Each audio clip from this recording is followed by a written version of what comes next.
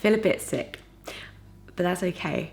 I feel like I am nervous, but also I'm actually getting quite excited now to go. It's just about 8 o'clock, so I've got about half an hour before I need to leave. I'm feeling very weird because I've been not running basically, or running very, very little for the last 2 or 3 weeks. It feels a bit like I've just randomly got up today and decided to run a marathon. Like, it feels like I haven't trained for it because it's like my body's forgotten how to run.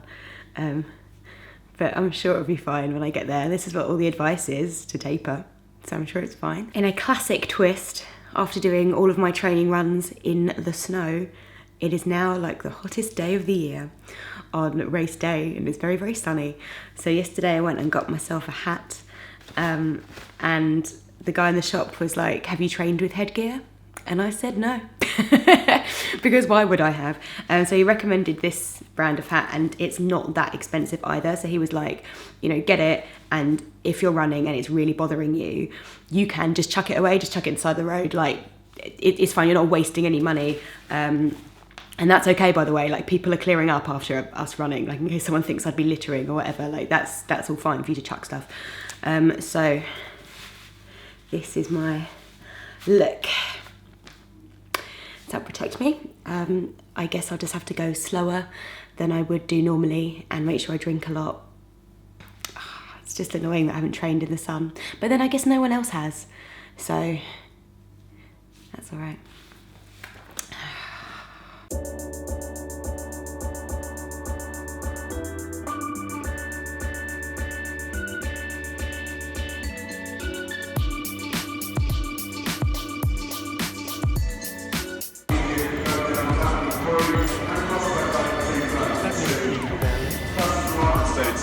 On behalf of South Eastern, we'd like to wish you all the very best luck in running in this year.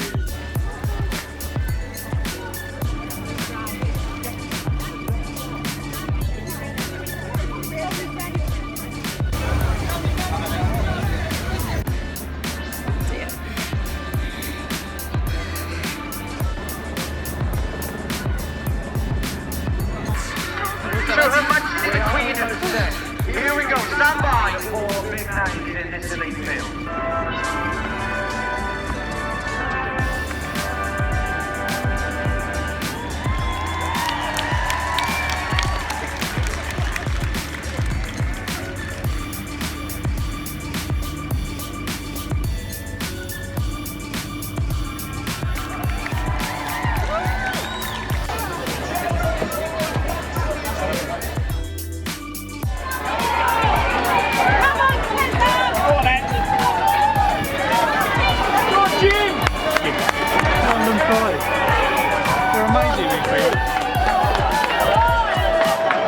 They were saying on the news this morning.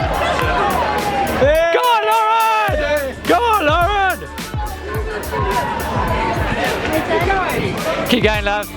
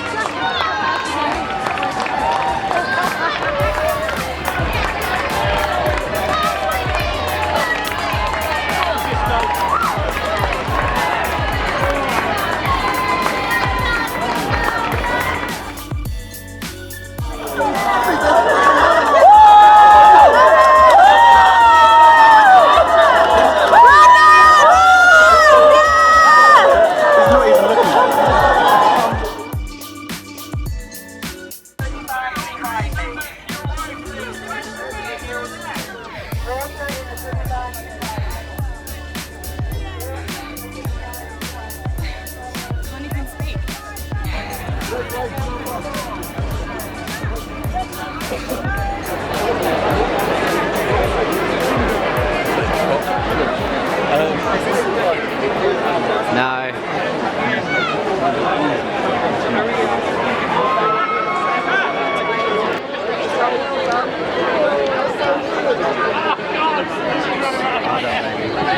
They were doing it in like, but then we turned around and was like, oh, so I felt like I was so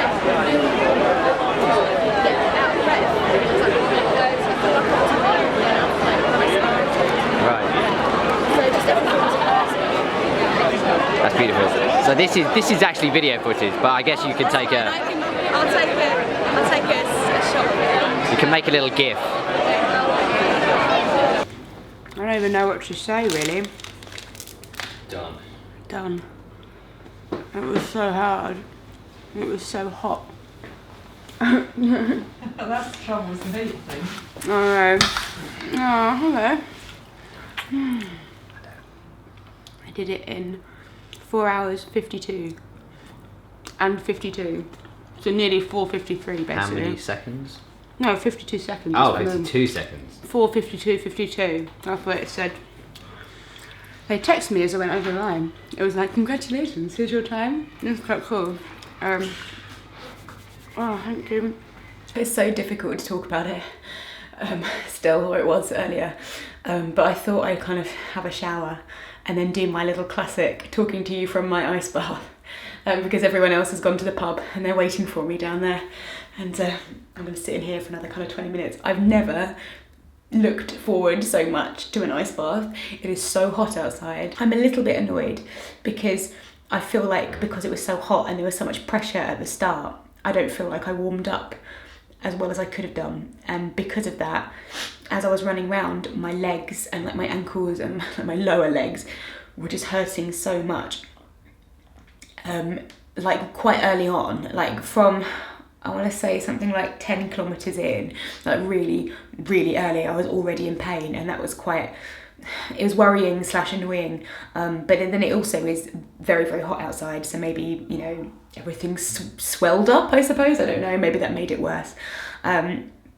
Because actually, I'm really, really pleased that I kept my hydration on track. I kept like eating my food and everything, like within myself.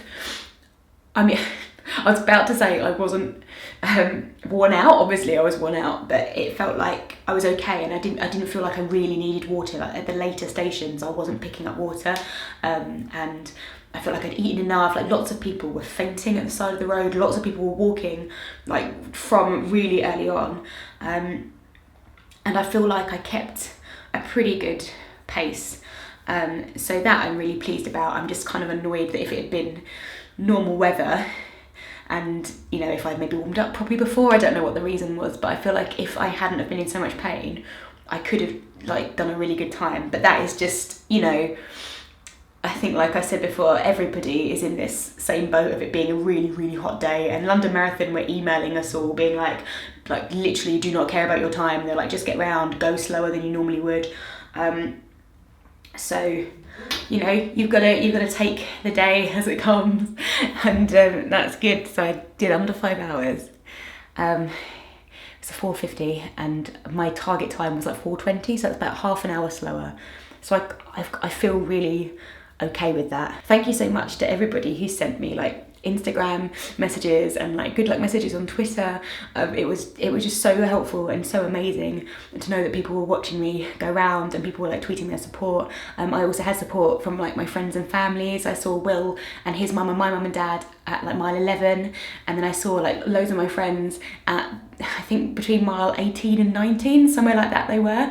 And then my family again at mile 21, and that was really emotional. Sort of between kind of 18 and 22, that was so difficult, and I just felt like I don't understand how I'm going to keep going. And it was amazing to see like my friends and my family like within that space of time. That really, really helped. And then I saw my friends again like right at the end. I think it must have been like mile 25. Like I literally had such a short amount of time to go, and by that point I was just running, and I didn't stop for the last 5 kilometers. I was just running, and that was so good because I knew in my head I was like, I can run 5k, that's not far, come on, don't be silly, you can keep running. One of the worst things that happened was that just before kind of halfway through, just after I'd gone over Tower Bridge and it was all amazing, my headphones completely cut out. And I did worry that might happen because obviously you're going through showers and you're tipping water on your head. And I didn't do any water at that point. They just went and stopped. And I was thinking, oh my God, I've got at least another 2 hours, if not 2.5 hours from this point. And I was like, I'm not going to have any music. I'm like, what am I going to do? But actually, looking back, I think that's kind of the best way it could have been, because from then onwards, there was so much support. Like everyone was like lining the streets and like shouting your names. I had it on my top, and everyone was cheering so much in that second half, because that's in the centre of London. It was actually not so bad not having music then. I think I needed it more early on in a way. I was also thinking of doing like a Q&A based on my marathon running, sort of after all of this is over, because lots of people have asked me things like, what's your routine? Like, what things do you listen to when you're running, and kind of how do you warm up, how do you stretch out, like how do you fit in running around your daily life and things like that. So what I thought I would do is just do a general Q&A, and if anyone has any questions about marathon running or about training or about anything that I haven't covered in these videos already, leave me a question in the comments section below. Because obviously I'm not a running expert, so I didn't want to do a video being like, this is how you warm up, because I'm just warming up in a way that works for me, do you know what I mean? So I'm gonna sit in here a little bit longer, and then I'm gonna go down to the pub to see everyone, and I cannot wait. And I've got tomorrow off work, and I can't wait for that either, just to stay horizontal all day. That would be so nice.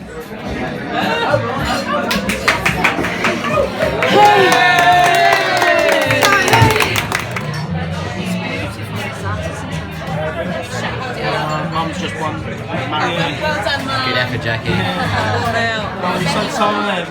Oh, you've had such a long day, haven't you? You should get medals Walked for around for spectators, 5 miles. actually. 5 miles. World records and out.